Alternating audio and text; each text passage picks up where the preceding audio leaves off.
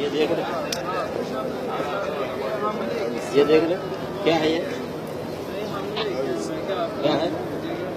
تعویذ ہے نا، تعویذ ہے یہ انڈیا پاکستان میں عام ہے۔ اس کو لوگ کیا کہتے ہیں کہ اس میں قرآن مجید ہے، حالانکہ قرآن مجید کی آیت اس میں نہیں ہوتی عام طور سے، ہم نے کھول کے دیکھا ہے قرآن کی آیت نہیں نکلی، پہلی بات۔ دوسری بات، اگر قرآن کی بھی آیت ہے تو کیا قرآن کی آیت لٹکانے سے فائدہ ہے یا قرآن کی آیت پڑھنے سے فائدہ ہے؟ دعائیں لٹکانے سے فائدہ ہے یا دعائیں پڑھنے سے فائدہ ہے؟ بولیے۔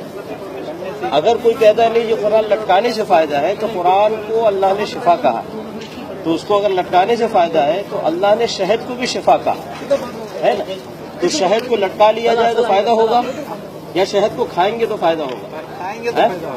زمزم پانی کو نبی صلی اللہ علیہ وسلم نے شفا کہا، زمزم پانی کو لٹکائیں گے تو شفا ہوگا یا یہ کہ پئیں گے تو شفا ہوگا؟ اسی طریقے سے قرآن پڑھیں گے تو شفا ہوگا، قرآن دعائیں پڑھیں گے تو شفا ہوگا، لٹکانے سے شفا نہیں ہے۔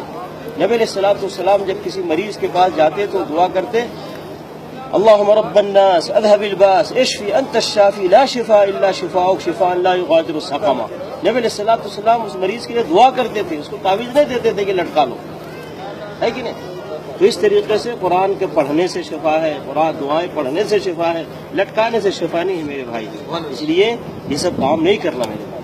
نبی علیہ الصلوۃ والسلام نے کبھی کسی کو تعویذ نہیں دیا، نہ اپنے بیٹی فاطمہ رضی اللہ تعالیٰ عنہ کو، نہ اپنی بیوی عائشہ رضی اللہ تعالیٰ عنہ کو، نہ اپنے نواسے حسن حسین رضی اللہ تعالیٰ عنہما کو، کسی کو نہیں دیا۔ نبی علیہ الصلوۃ والسلام حسن حسین رضی اللہ تعالیٰ عنہما کے لیے دعا کرتے، وَعِيدُكُمَا بِكَلِمَاتِ اللَّهِ التَّامَّةِ مِنْ كُلِّ شَيْطَانٍ وَهَامَّةٍ مِنْ كُلِّ عَيْنٍ لَامَّةٍ۔ نبی علیہ الصلوۃ والسلام اس طرح دعا کر کے حسن حسین کے لیے دعا کیا کرتے تھے، کیوں نہیں ان کو تعویذ گلے میں ڈال دیتے؟ بلکہ نبی صلی اللہ علیہ وسلم منع فرمایا، کہا من تعلق تمیمۃ فقد اشرک، جس نے تعویذ لٹکایا اس نے شرک۔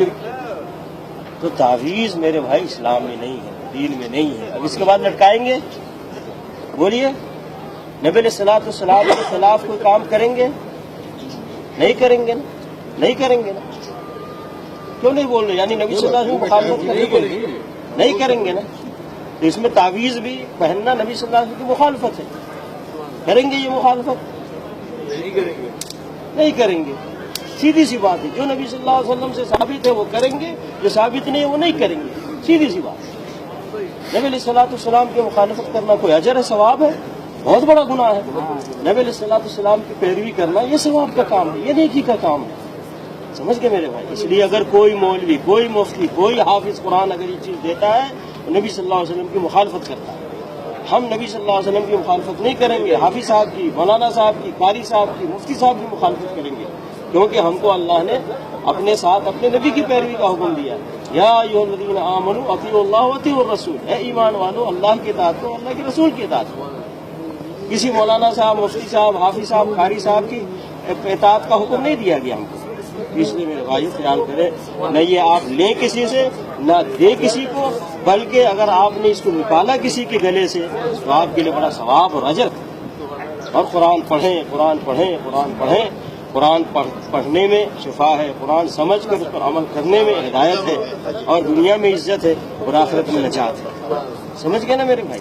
اس لیے خیال کریں، آج محمد صلی اللہ علیہ وسلم کی مسجد میں ہے اس وقت، آپ اسی جگہ سے نبی صلی اللہ علیہ وسلم دین سکھاتے تھے، سمجھاتے تھے صحابہ کرام کو، اور اس پہ وہ عمل کرتے تھے۔ نبی صلی اللہ علیہ وسلم فرمایا، علیکم بسنتی و سنت الخلفاء الراشدین المہدیین، لازم پکڑو میرے طریقے کو اور میرے خلفاء راشدین کے طریقے کو جو ہدایت یافتہ ہے، سمجھ گئے میرے بھائی؟ خیال کریں، ہم یہ پیغام دے رہے ہیں، یہ نہیں کہ ہماری بات مانو، اللہ اور اللہ کے نبی صلی اللہ علیہ وسلم کی بات مانو۔